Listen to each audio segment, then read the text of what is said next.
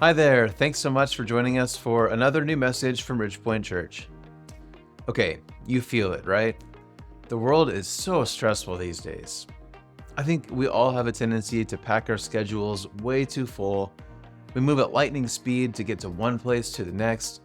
Our minds are cluttery and cloudy with too many to-do lists, and it can just feel so hard to just pause, breathe, and take a break from the chaotic world that we live in. You know what I mean, right? So if you're like me and you often feel that way, one piece of good news is that although that pace might be so common that it feels normal now, there is a better way to live. Now, Jesus himself was busy, and the Bible is clear that we will experience all sorts of trouble during our time on earth. But still, Jesus also says that he came to give us peace, and that peace is actually one of the fruits of the Spirit.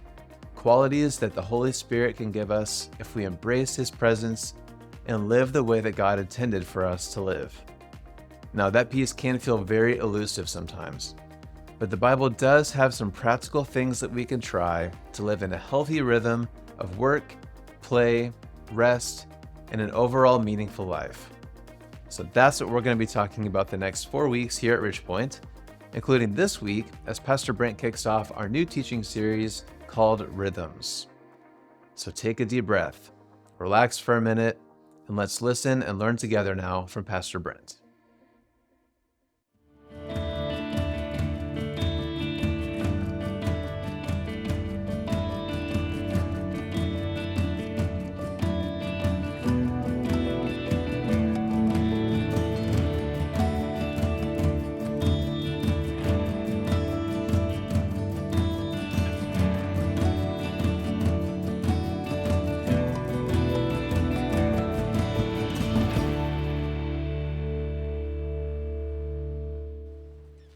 In the beginning, God created the heavens and the earth.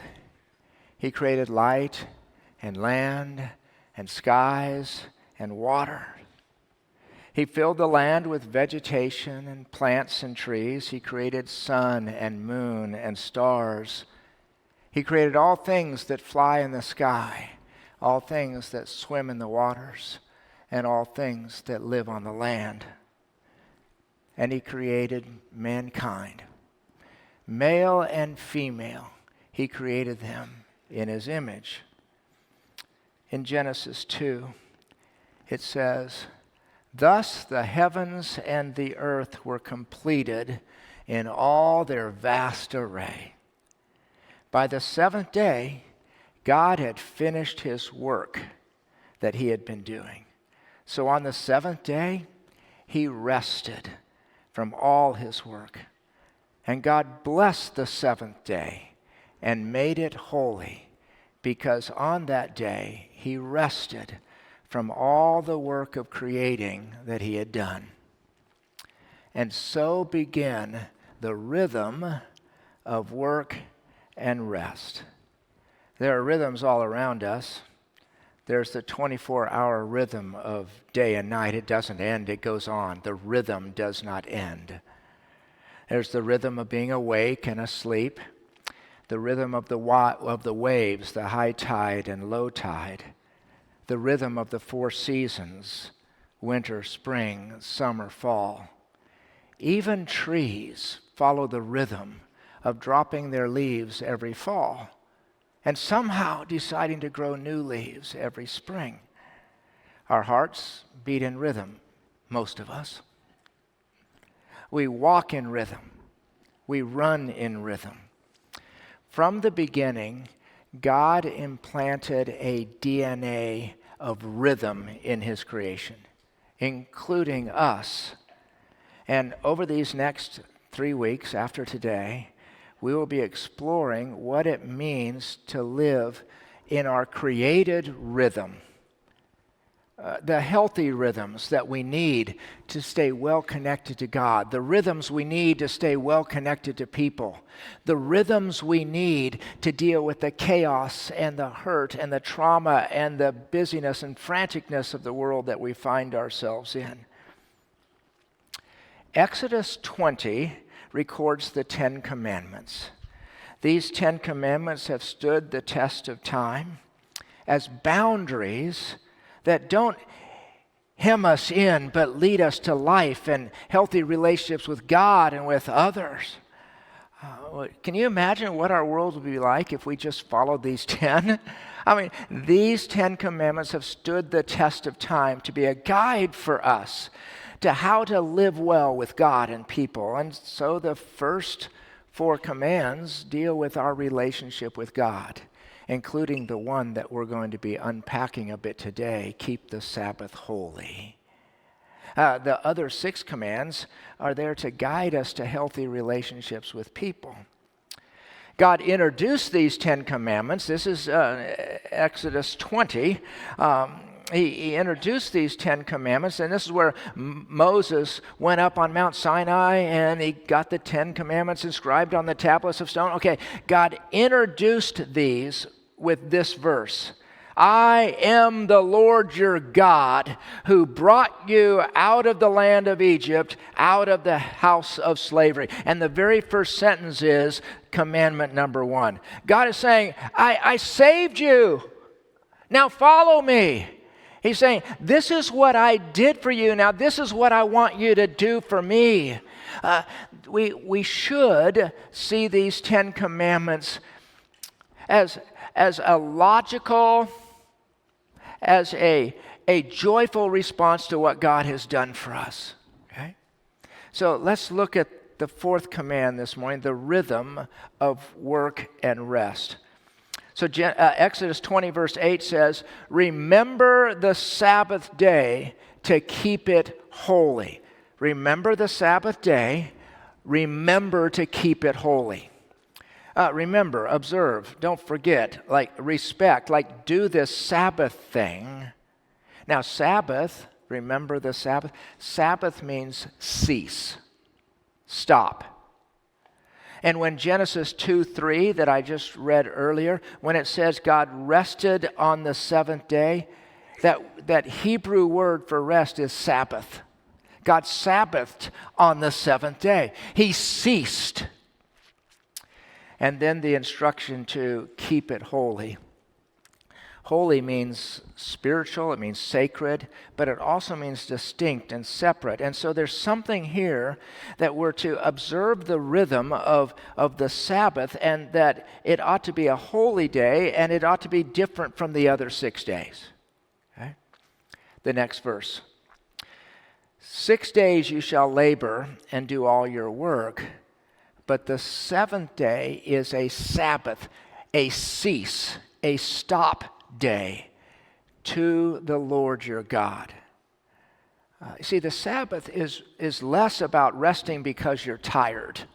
You may not be tired, but it's a ceasing, it's a stopping. Okay? And some of us work 4-day weeks, some of us work 5-day weeks, some of us work 6 days a week. But the point is, you're going to spend most of your week doing the stuff that's going to put food on your table and a roof over your head, and it's going to provide for your future. Okay, you're going to spend most, but you need to live in the rhythm of ceasing. Okay? Verse 10. On the cease day, you shall not do any work. You or your son or your daughter, your male servant or your female servant or your livestock or the sojourner who is within your gates. Pretty much no one could do any work. No one. Cease. But God didn't outline and delineate the details of work. The assumption is you're not supposed to do that day job 1 day a week. Like, trust him that he's going to provide, and like cease from your day job. But when it says don't do any work, does it mean don't make your bed? Which for us, some of us, like, that's a great news thing, right? Don't wash the dishes. Don't mow the lawn. Don't do work emails. Like, what does work mean? And this is one of the frustrations that Jesus had with the Jewish leaders of his day. They had gone way, way, way overboard in what it meant to not work. And they had come up with, next slide, 39 categories of prohibited work. And under each of these categories was a list of specifics of what like you couldn't burn, or you couldn't carry, or you couldn't erase, and what knots you could tie and couldn't untie on the Sabbath. And Jesus was so frustrated with their hyper-legalism. 39 categories they had come up with. In Luke chapter 6, it's describing a time when the disciples and Jesus were being pulled in 1,000 directions. Jesus was this, he was taking Israel by storm, and everywhere he went there was crowds and chaos, and the disciples, well, it says that the disciples, when they were doing this, they were walking on a Sabbath, and they were plucking grain from the fields, the heads of grain, and eating them. And the Pharisees caught them and said, "Why are you doing what is unlawful on the Sabbath?" In their minds, get this, Jesus' disciples had violated the don't cook law, the don't reap law, the don't thresh law, and the don't winnow law. Like, this is how they lived their life. It's a crazy way to live, where they had delineated out what do not work means. And the do not work had overpowered the cease day. It had overpowered the rest day. It had overpowered the make it holy day. Sure, they didn't work, but it was not a holy day for them. And Jesus saying, this isn't God's intention. And so multiple times throughout his ministry, Jesus goes toe-to-toe with the Pharisees, confronting them on their legalistic interpretation of what the Sabbath was to be all about. They missed the point that the cease is to realign, is to relish, is to remember God's goodness to you. That is a response to the chaos of life, that you step away, and it's less about not working, and it's more about relishing, pausing, ceasing to get realigned with you, with God.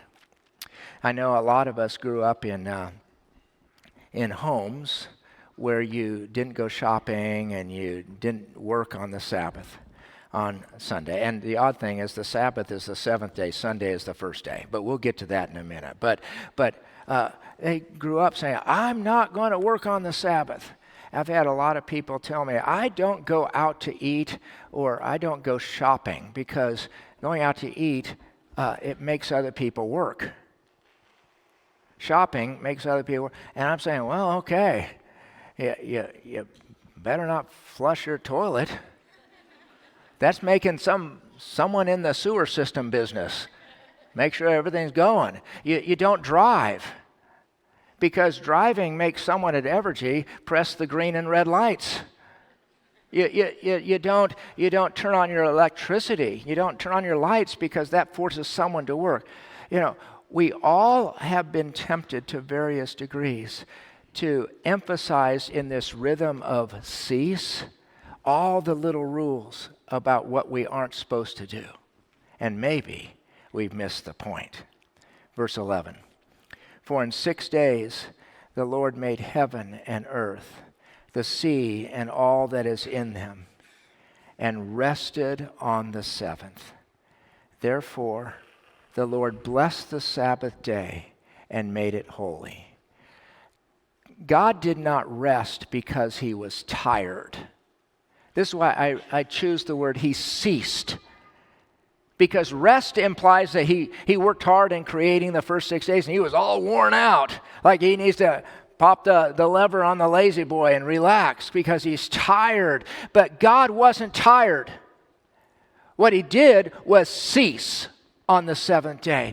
And I imagine he just sat on his throne and he relished in the wonder of creation. He says, look what I did. You're beautiful. I love you, earth and sun and stars, birds and all you things that swim and all you things that walk on the ground. And Adam and Eve, you're beautiful. I made you in my image. And God ceased to relish in what he had done. And the pattern is for us to cease and relish in what he has done in saving us. The pattern of working and resting. Some people have rightly pointed out that 9 of the 10 commandments are reaffirmed in the New Testament. But the one that is not reaffirmed is the Fourth Commandment.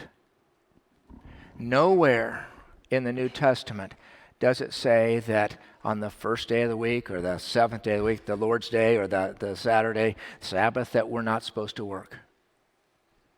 Nowhere does it declare a particular day as the day. And don't let that rattle your theology. Just hang with me though, okay?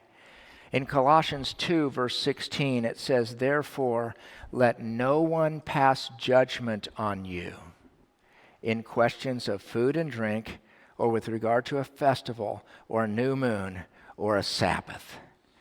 Many New Testament Christians came out of generational Judaism with a whole litany of rules and regulations about what you could eat and drink.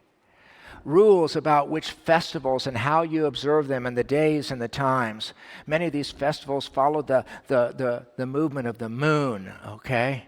And they came out of generations of strict adherence to a particular day, the Sabbath, the 7th day of the week, and what they couldn't do, and that they were supposed to not work.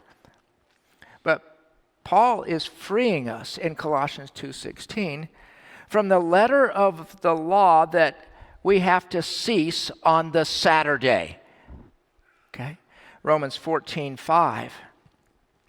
Paul says, "One person esteems one day as better than another," i.e. the Sabbath, while another esteems all days alike. Each one should be fully convinced in his own mind. So the early Christians actually shifted their calendar from the 7th day, which was the Sabbath, which would be our Saturday, to meeting on the first day of the week. It was the Lord's Day, it's called in Revelation. It's the day that Jesus rose from the dead. And so we shifted from the 7th day to a routine of meeting together on the first day of the week. And Hebrews 10:24-25 says, keep meeting together. But still, it doesn't require us on which day. So Paul and Jesus, they minimize the work thing. Those 39 categories, you said, no. That's not the intent behind this whole thing. Paul minimized the day of the week. Like, this is the day when you're not supposed to do this stuff. Like, okay? The New Testament releases us from a strict observance on a particular day, and it releases us from enslavement to a long list of what we can't do. Now, there are actually 2 listings of the 10 Commandments. The first one is in Exodus 20, and that's again where Moses went up on Mount Sinai and God gave the 10, and they were all carved out on the tablets of stone. Watch the movie, all right? The second recording of the 10 Commandments was 40 years later. Moses is preaching a sermon. Deuteronomy is a bunch of sermons of Moses. That's what it is. And he's now about to die, and Israel's going to enter the promised land after the 40 years of wandering in the wilderness. And Moses recounts Israel's history, and he's reviewing the 10 Commandments in Deuteronomy 5. And there's some similarity. Again, he's just preaching a sermon. He's not quoting word for word all the 10 Commandments. He's just reviewing them. And so there is, on this 4th commandment, when Moses is preaching a sermon, there's a direct correlation between Exodus and Deuteronomy. Remember the Sabbath. Observe the Sabbath. Same thing. Keep it holy. Keep it holy. Work 6 days. Rest on the 7th and don't work. Okay, so there's some parallel there. But in Exodus, it says that the Lord worked for 6 days and then rested on the 7th, blessed the Sabbath, and made it holy. Okay, Moses doesn't quote that part. And that's fine. He's just preaching a sermon 40 years later, and he's reviewing the heart of what's happening. But this is what he includes that isn't written in the Ten Commandments. It's written in that one verse leading up to the Ten Commandments, the heart and intent behind it. And what's Moses say? He says, remember that you were slaves in Egypt and God rescued you. You must live in the rhythm that includes ceasing, so that you can devote your heart, your mind, your focus on relishing in God and what He's done for you. You still are bound to this rhythm of work and cease. Most of us run at breakneck speed. We measure ourselves by what we do and what we produce. One of the most commonly asked questions in small talk conversation between people in our nation is, what did you do this last week? And you are like the worst person on earth if you say, not much, actually. Because we actually measure our legitimacy in what we do. We find our value in our productivity. Okay? And God is saying, stop. Your value is not in what you do.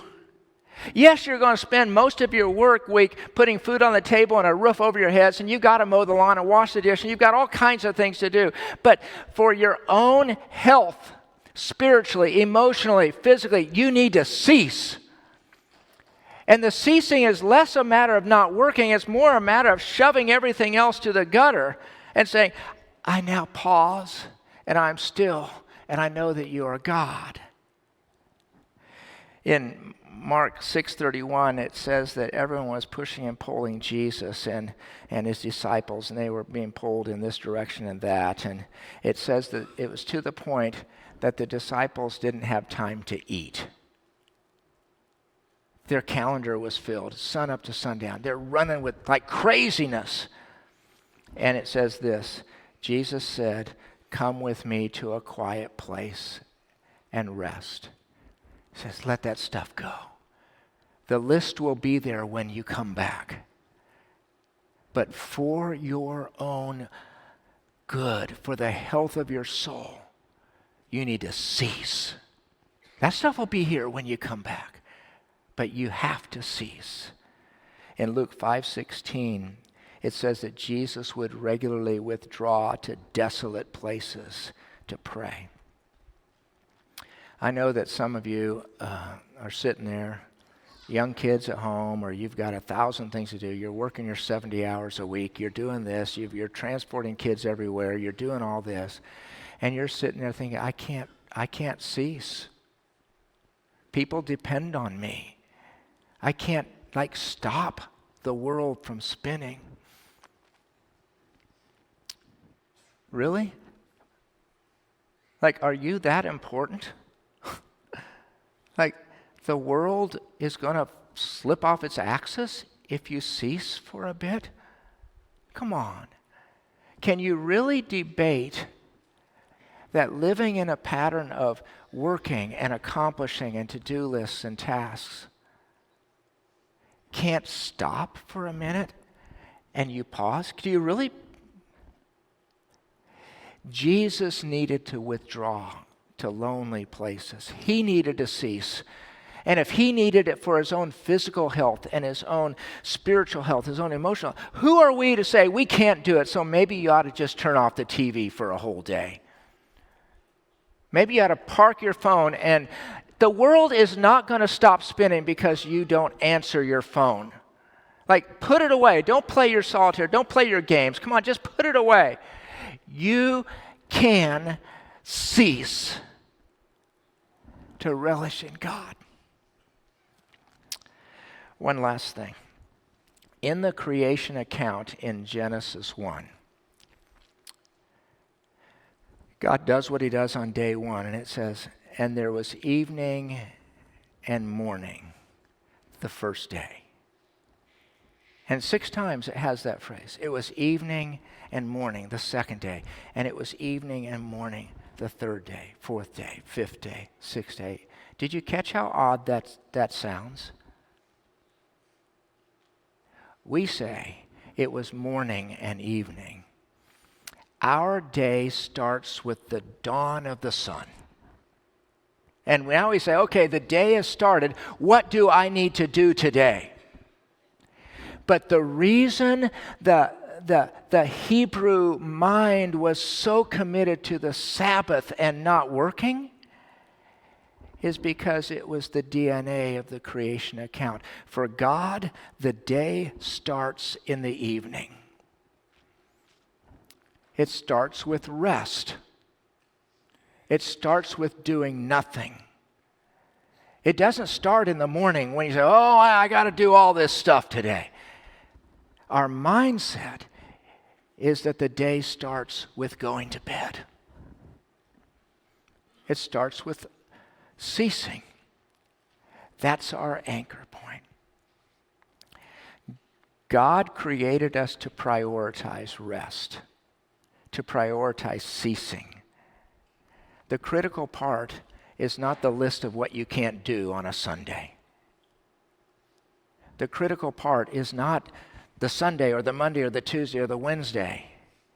The critical part is we were created to live in the rhythm of rest and work.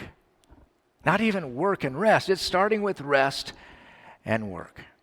And over these next 3 weeks, we're going to dive deep into the particulars of what it might look like to truly live in our created DNA of rest and work. Okay? And we're going to end our time in a way that might make some of you feel a little bit uncomfortable. We are so addicted to activity and noise and production that it's actually hard for us to cease, to Sabbath. So we are going to Sabbath for a couple of minutes. We're going to sit in silence. You might hear a cough. Someone will sneeze. Someone will sniffle. Your mind will be, because sometimes it's hard to concentrate when we're in a room full of people, right? And so your mind may be going 1,000 miles an hour, and you're going to your to-do list already for this afternoon. You need to take that thought captive and make it obedient to Christ. Okay? And say, oh, Lord, help me. That we go to a desolate place in our mind, and we pray. Jesus needed that. We need that to re-anchor, to relish in his goodness, and to remind ourselves that the earth isn't going to fall off its axis if we stop doing some things. That we can actually just sit and be quiet. And you've got to find your way throughout the week. It could be going out to the parking lot over noon at work and just sitting in your car, no music, no nothing. But you cease and you relish and you realign with God. And you realize that you need this pattern to stay healthy physically, emotionally, and spiritually. We cease. So, Lord, in our silence, we want to relish that you have saved us. In our silence, we want to submit to the DNA of ceasing before working. So as we ponder, as we think, as we pray, as we praise, we realign, we relish in who you are, and we recommit to you. So hear us in our silence.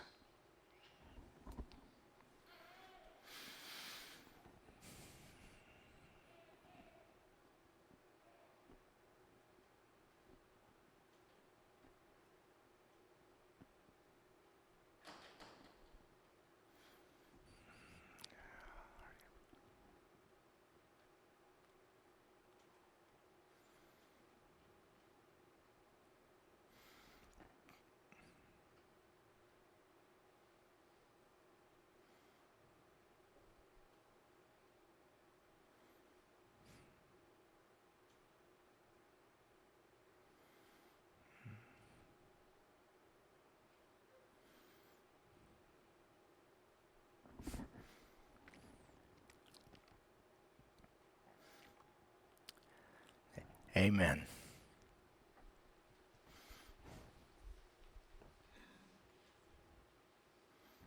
do some ceasing this week, all right? Cease, stop, pause, okay?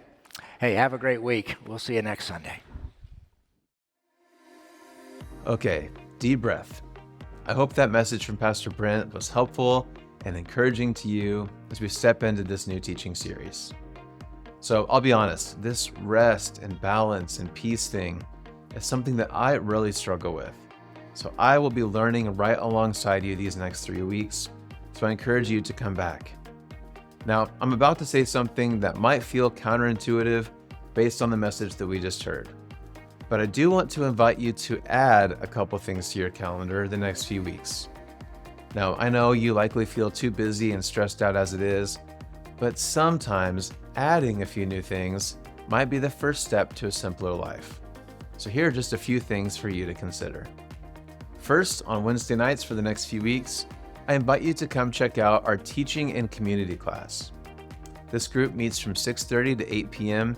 in room B1, and typically Pastor Joe and a few other leaders from Ridgepoint lead a follow-up discussion based on the previous week's sermon. Now during this series, we are still doing that, but we have an added bonus of some extra teaching by one of our favorite guest speakers, Nasser Al-Khattani.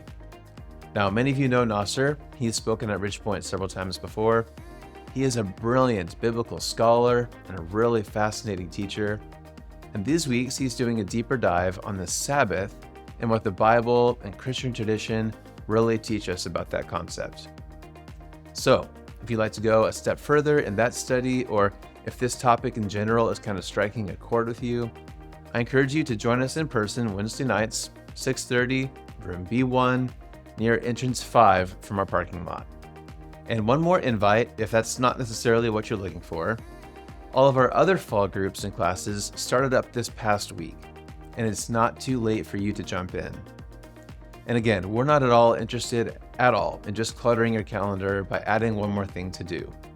But when we're feeling anxious and stressed and overly busy, one of the best things we can do is to really plug into community and spend time with friends.